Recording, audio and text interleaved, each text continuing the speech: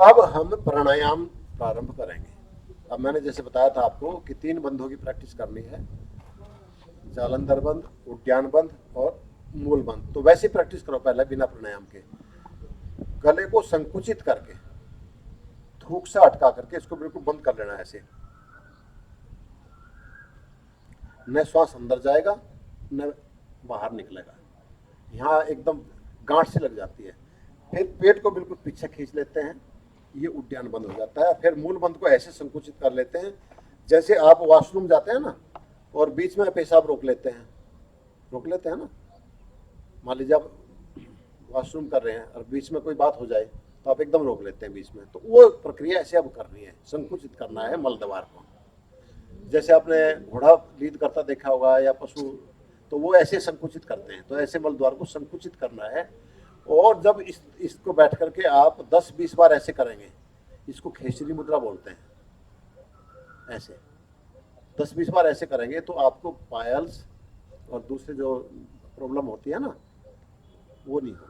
भगंदर हो जाता है, बवासीर हो जाती है, या वृद्धावस्था में मल रुकता नहीं है, पेशाब रुकता नहीं है, निकल जाता है, तो वो मसल्स कमज़ोर हो जाती है वृद्धावस्था में। लेकिन यदि आप उसको प्रैक्टिस करोगे अभी से, मतलब उसको 10-20 बार बैठ करके ऐसे खोलो छोड़ो, खोलो छोड़ो, खोलो छोड़ो, तो वो मसल्स इतनी स्ट्रोंग रहेंगी आपकी, ब्लड सर्कुलेशन वहाँ पर होगा कि आपको ये न तो बीमारी होंगी पायल्स वगैरह की, और नए बुढ़ापे में फिर आपके वो ढीले होंगे कि मल अपने आप ही निकल जाए या पेशाब अपने आप निकल जाए, वो स्थिति भी नहीं आएगी। तो उसको स्ट्रॉन्ग हम कभी करते नहीं है। आप कल्पना करो कि हमारे पूर्वजों ने कहाँ कहाँ तक रिसर्च करी होगी इस बॉडी के ऊपर, इसी फील्ड में नहीं, आप दूसरी फील्ड में देखोगे तो वहाँ पर भी केमिस्ट्री में बहुत रिसर्च की थी उन्होंने, फिजिक्स में बहुत रिसर्च की थी। लेकिन मैं तो इस बॉडी का बता रहा हूँ कि यहाँ से लेकर के एक एक पार्ट की उन्होंने एक्सरसाइज बताई कि किस पार्ट को आपको करना है। अब ये तो हम कभी करते ही नहीं, मूलबंध का थोड़े से उनको पता है, योगाभ्यास करते हैं, वो करते हैं प्रैक्टिस इनकी, और वो स्वस्थ रहते हैं। तो आप इसको ऐसे खींचो, इसको छोड़ो, इसको खींचो, इसको छोड़ो। एक और है गणेश क्रिया बोलते हैं उसको। अब आप कहोगे सर जी भी कैसी कैसी बातों पहुंच गए। गणेश क्रिया जब ध्यान आए तो बताना पड़ता है ना। जब हम मल त्यागते हैं, आजकल तो सिस्टम ही ऐसा हो गया, आप अमेरिका में जाओ, अमेरिका में एक ऐसा सिस्टम बनाया, रिसर्च कर लिया उन्होंने कि भाई भारतीयों का सिस्टम बहुत बढ़िया था मल त्याग करने का, कि वो बैठ कर करते थे। मल त्याग हमारे यहाँ कैसे करते थे, हम ऐसे बैठ कर करते थे, ऐसे बैठ जाते थे और फिर मल त्याग करते थे। और फिर कहा था इस पर टांग पर ज़्यादा लेफ्ट टांग पर ज़्यादा बोझ होगा तो मल जल्दी निकल जाता है। अब ये रिसर्च आई है कि जो उकड़ू बैठ कर मल करते हैं उस पर कमोड पर, वो तो बड़ा साइंटिफिक है, बहुत ज्यादा कम जमा लोगों को, बहुत ही अनसाइंटिफिक है। तो फिर क्या किया उन्होंने, अब उन्होंने चौकिया बना दी, उस कमोड के साथ में चौकिया रख रखी है कि बैठो तो कमोड पे, पैर को इस तरह से मोड़ो। लेकिन फिर भी उसका मुंह बेनिफिट थोड़ा मिलता जो इस तरह बैठ के मिलेगा। हम उनकी तरफ भाग रहे हैं, वो हमारी तरफ भाग रहे हैं। तो इस तरह बैठने से बहुत ज्यादा लाभ होता है। फिर उस समय क्या करते थे, पानी ले जाकर पानी से कि सारा मल तो निकलता नहीं, हाथों से मल आ गया, कुछ बाहर निकल गया और कुछ जो मल द्वार है उसमें फंसा रह गया। अब जब उसमें फंसा रह गया तो हम सारे दिन परेशान रहते हैं, आलस से छाया रहेगा, अपान वायु निकलेगी तो उसमें बहुत बदबू आएगी, क्योंकि आएगी तो उसी रास्ते से मल पड़ा हुआ है। तो हमारे यहाँ क्या था कि पहले अंगुली से उसको साफ करते थे, जैसे माँ बच्चों का साफ करती है ना, छोटे बच्चों का देखा होगा आपने, तो वो बड़ों का भी साफ करना चाहिए अंगुली दे करके। उस स्थान को, मल द्वार को पूरी तरह साफ करके पानी से धोना चाहिए ताकि वहां मल रहे ही नहीं। तो ये प्रॉब्लम क्यों आ रही है अब इसकी, अब इस समय बहुत ज्यादा ये भगंदर, बवासीर, ये उल्टी सीधी बीमारियां इसकी बहुत ज्यादा बढ़ रही हैं। लेकिन यदि जब तक हमारी प्राचीन परंपरा थी, बैठ कर करते थे, मल द्वार को साफ करते थे, तब तक ये परंपरा, ये प्रॉब्लम नहीं होती थी। तो ये भी करनी चाहिए। अब नहीं सोचेंगे कि भाई करा तो योग रहे, पता नहीं कहाँ घुस के मल में ले जा करके, लेकिन ये बतानी जरूरी थी, प्रसंग आ गया तो। गणेश क्रिया इसको बोलते हैं, अब समझ आए ना। तो इसको उद्यान बंद लगाओ और गणेश क्रिया किया करो ताकि मल वो बिल्कुल साफ रहे। जितना शरीर साफ रहेगा उतना ये स्वस्थ रहेगा, उतना ही अच्छा रहेगा, कोई बीमारी आपको नहीं होगी। नहीं तो बवासीर हो जाए तो उससे पूछो जिसको बवासीर है, कितना बुरा हाल होता है उसका। इसके सीक्वेंस है सर, वैसे जो बंद है इसको पहले ये लगाना, फिर ये लगाना, फिर ये आप कैसे? हाँ, मतलब ये तीनों इकट्ठे लग जाते, जो सांस निकालेंगे ना। बाहर, हाँ। हाँ, देखिए।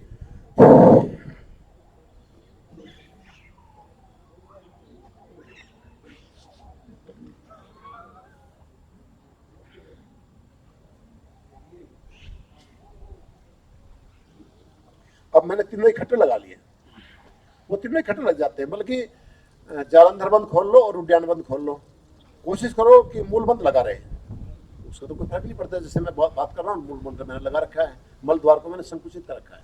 अच्छा, तो जितनी, अच्छा, इसमें संकुचित कर रहा है, हाँ, तो मूवमेंट नहीं करना। ना मूवमेंट नहीं करना, अच्छा। वो तो खींचनी मुद्रा है। मूवमेंट तो तब करो जब एक्सरसाइज करनी है, अच्छा, वैसे खींच कर रखना, वैसे खींच कर रखो। सांस बाहर निकाल के।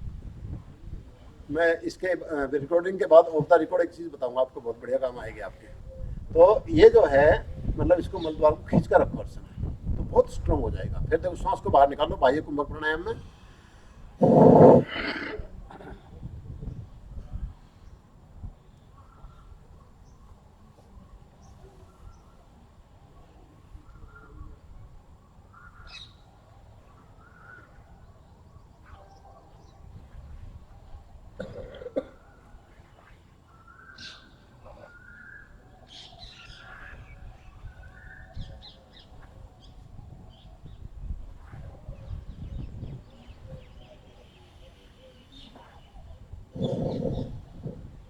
ये हुआ बाह्य कुंभक प्राणायाम। ये कम से कम भी मिनिमम तो 3 बार करो, और 21 बार तक ले जाओ।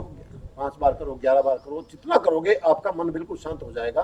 और अभी तो शुरू शुरू में कर रहे हो तो थोड़ी सी बेचैनी सी फील होगी।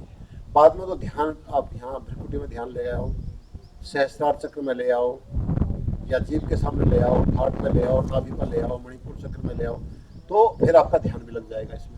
और इसमें ध्यान एकदम लग जाता है, क्योंकि मन और प्राणों का संबंध है। मन रुकेगा तो प्राण रुकेंगे तो मन रुक जाएगा। तो ध्यान के साथ करोगे बैठ करके, एकांत में बैठ के, तो इतना आनंद और इतनी शांति आपको मिलेगी कि फिर आप एकांत में बैठ के इसको घंटों घंटों करते रहोगे, कर जाएगा। ठीक है ना जी, फिर करो।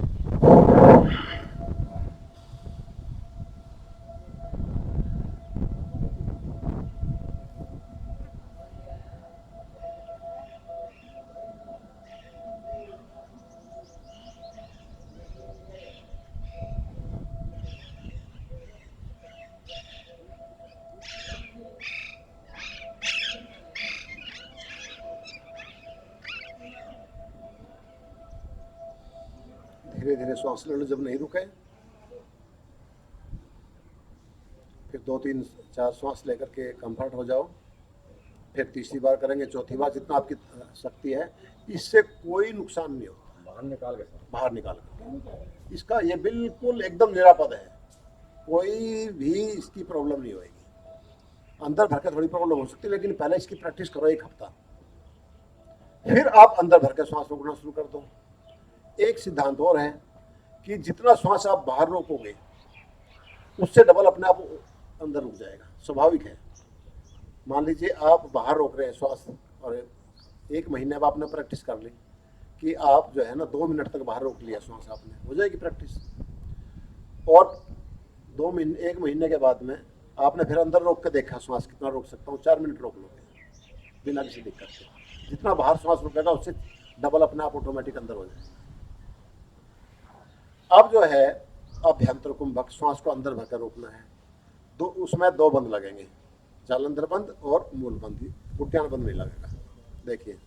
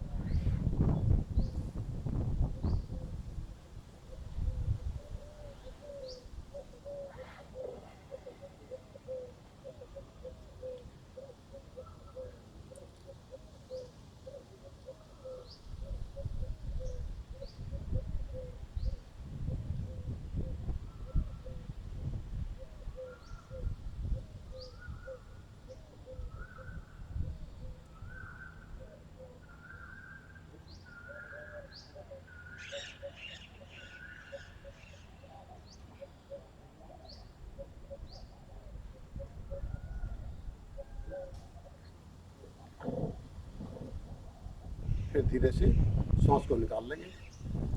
पहले ये जालंधर बंद खुलेगा, मूल बंद को लगाए रखो। तो इस तरह से 3 मिनिमम करो, 11 करो, 5 करो, 21 करो, फिर आपकी इच्छा पर है। तो ये है आभ्यंतर प्राणायाम। वो था बाह्य वृत्ति या आभ्यंतर वृत्ति। तीसरा है स्तंभ वृत्ति। योग दर्शन के अनुसार स्तंभ वृत्ति का मतलब है श्वास को जहाँ का तहाँ रोक लिया, चल रहा है और सडनली रोक लिया आपने। जितनी देर रोक सकते हो रोको।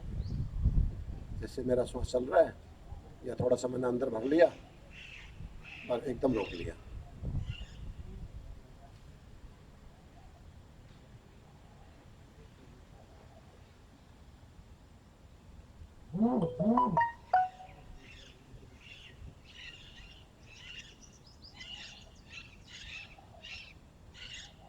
फिर धीरे धीरे से बाहर निकाल लो, थोड़ा आराम करो, फिर थोड़ा श्वास आधा भर करके फिर रोक लो।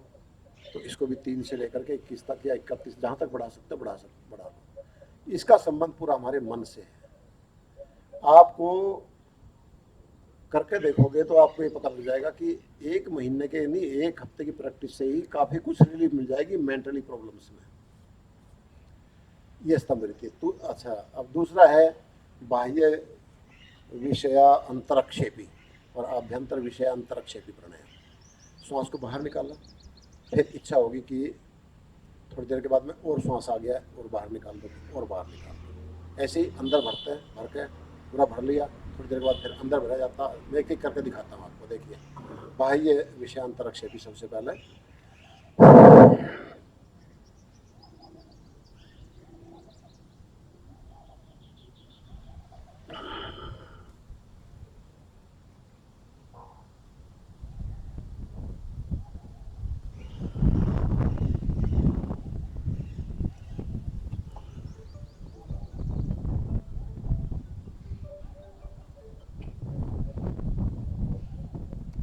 मैंने बाहर पहले पर श्वास निकाला, फिर 2-3 बार, फिर मैंने थोड़ा थोड़ा करके और बाहर निकाला। ऐसे ही श्वास को अंदर भर लिया,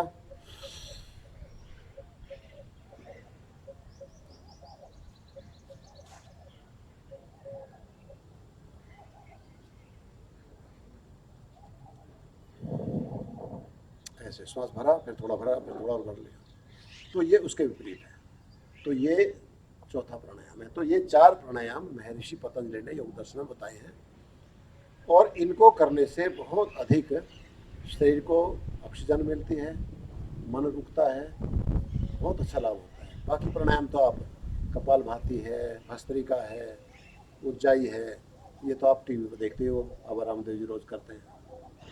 तो ये प्राणायाम का थोड़ा सा प्रैक्टिस मैंने आज आपको कराई है और थोड़ा सा बंधों के विषय में समझाया है और उनका लाभ बताया है। ठीक है जी।